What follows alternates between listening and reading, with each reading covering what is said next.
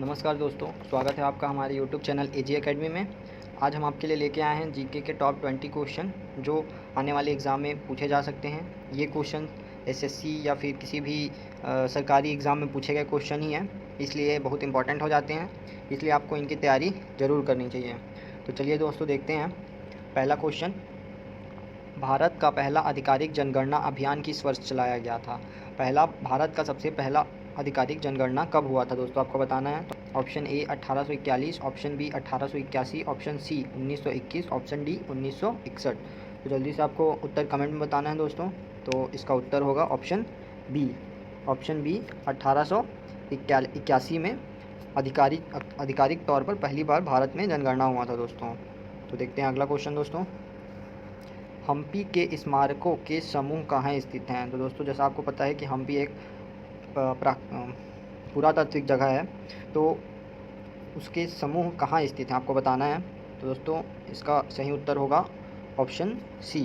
कर्नाटक के हम्पी में जो स्मारकों का समूह है वो पाया गया था दोस्तों। तो इसका सही उत्तर सी है, इसको आपको याद रखना है।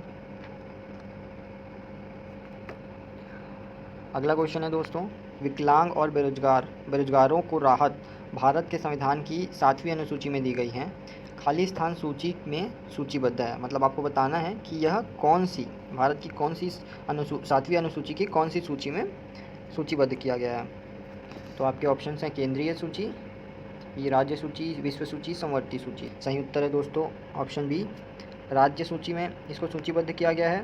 बेरोजगार और विकलांग को राहत देने के लिए भारत की 7वीं अनुसूची की राज्य सूची में इसको सूचीबद्ध किया गया है। देखते हैं अगला क्वेश्चन।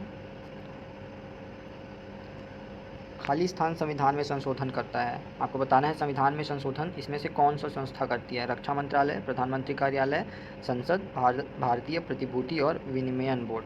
तो आप बहुत ही सरल क्वेश्चन है दोस्तों, लेकिन ये काफ़ी इंपॉर्टेंट है। तो आपको बताना है, इसका ऑप्शन होगा ऑप्शन सी, संसद। संसद जो है संविधान में संशोधन करता है। तो देखते हैं अगला क्वेश्चन। चोल अभिलेखों में उल्लेखित भूमि की विभिन्न कोटियों के अनुसार खाली स्थान को मंदिर में उपहार में दी गई भूमि कहा जाता है। तो आपको बताना है दोस्तों, मंदिरों में उपहार दी गई भूमि को क्या कहा जाता है? तो ऑप्शन है, आपको देख सकते हैं। इसका सही उत्तर है ऑप्शन डी, देवदान। देवदान कहा जाता है दोस्तों भूमि जो दान में दी जाती है। चलिए अगला क्वेश्चन देखते हैं। राजेंद्र प्रथम किसका पुत्र था? आपको बताना है राजेंद्र प्रथम किसका पुत्र था, ये इतिहास का क्वेश्चन है। तो दोस्तों आप ऑप्शन देख सकते हैं, आपको बताना है इसका सही उत्तर, और इसका सही उत्तर होगा दोस्तों ऑप्शन डी, राजा प्रथम का पुत्र था राजेंद्र प्रथम। देखते हैं अगला क्वेश्चन। वृहद हिमालय में स्थित एक ठंडा रेगिस्तान है। पहला है लद्दाख, सतपुड़ा, अरावली, विंध्याचल। तो ये आपको बताना है कि वृहद हिमालय में ठंडा रेगिस्तान कौन सा है। तो दोस्तों आप देख ही सकते हैं, लद्दाख एक जगह है, बाकी जो सतपुड़ा, अरावली, विंध्याचल है ये पर्वत का नाम है। तो इसका सही उत्तर होगा लद्दाख, ऑप्शन ए, लद्दाख ठंडा रेगिस्तान के नाम से भी जाना जाता है दोस्तों, तो आपको याद रखना है। अगला क्वेश्चन देखते हैं। निम्नलिखित में से कौन सा भारत का सर्वोच्च नागरिक पुरस्कार है? तो आपको बताना है भारत का सर्वोच्च नागरिक पुरस्कार कौन सा है। तो इसका ऑप्शन है, उत्तर है ऑप्शन डी, भारत रत्न। भारत रत्न भारत का सर्वोच्च नागरिक पुरस्कार है दोस्तों। अगला क्वेश्चन देखते हैं। पुरुष जनन तंत्र के प्रत्येक वृषण में लगभग खाली स्थान कक्ष होते हैं, जिन्हें वृषण पालिका कहते हैं। तो आपको बताना है वृषण पालिका पुरुष वृषण में कितने होते हैं, कक्ष कितने होते हैं। तो इसका सही उत्तर है ऑप्शन सी, 250 कक्ष होते हैं पुरुष जनन तंत्र के प्रत्येक वृषण में, इन्हें वृषण पालिका कहते हैं दोस्तों। वृषण पालिका, ये क्वेश्चन अलग से पूछ सकता है दोस्तों, तो आपको पूरा क्वेश्चन के साथ आंसर याद करना है। अगला क्वेश्चन देखते हैं। जीवन चक्र की प्रभावी अवस्था युग्मकोद्भिद होती है, जिसकी 2 अवस्थाएं होती हैं।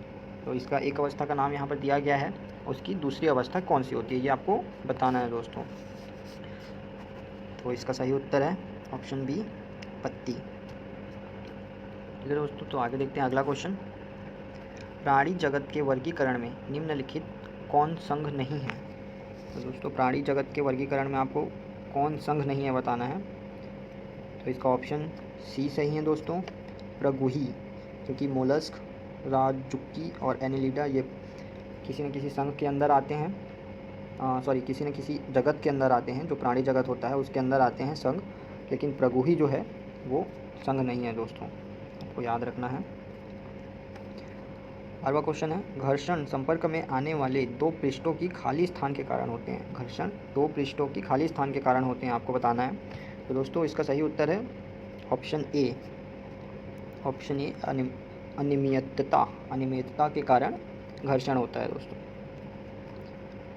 अगला क्वेश्चन देखते हैं, स्वतंत्र रूप से गिर रही एक वस्तु की गति खाली स्थान गति कहलाती है। कोई भी अगर वस्तु गिर रही है, उसको कोई छू नहीं, मतलब उसमें किसी प्रकार का बल नहीं लगाया जा रहा है, तो वो कौन से गति का उदाहरण है दोस्तों, आपको बताना है।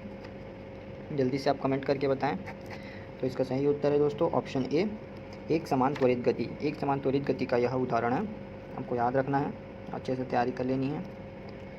देखते हैं क्वेश्चन नंबर 14, HHD एक नई प्रौद्योगिकी है जहां पारस्परिक डिस्क ड्राइव प्रारूपिक 128 MB या इससे अधिक की नॉन वोलाटाइल फ्लैश मेमोरी को सामान्य उपयोग के दौरान कैच डाटा के साथ जोड़ा जाता है।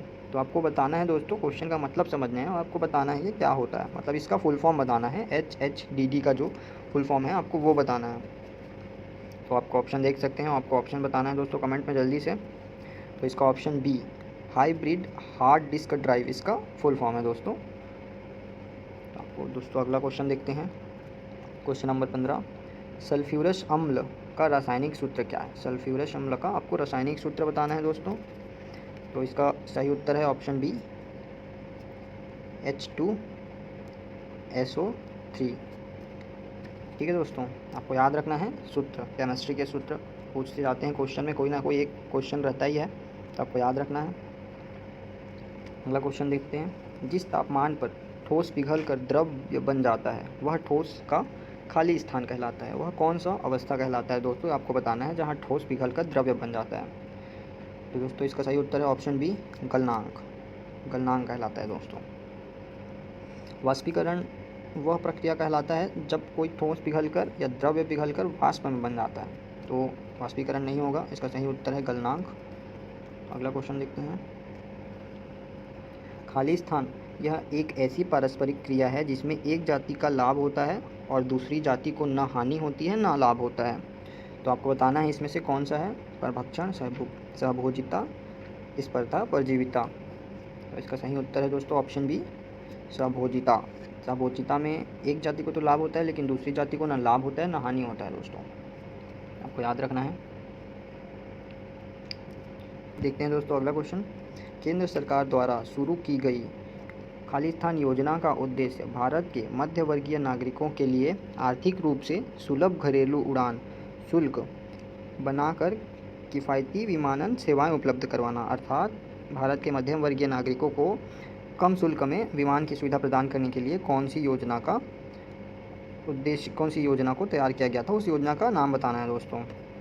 तो इसका सही उत्तर कौन सा होगा, जल्दी से बताएं आप।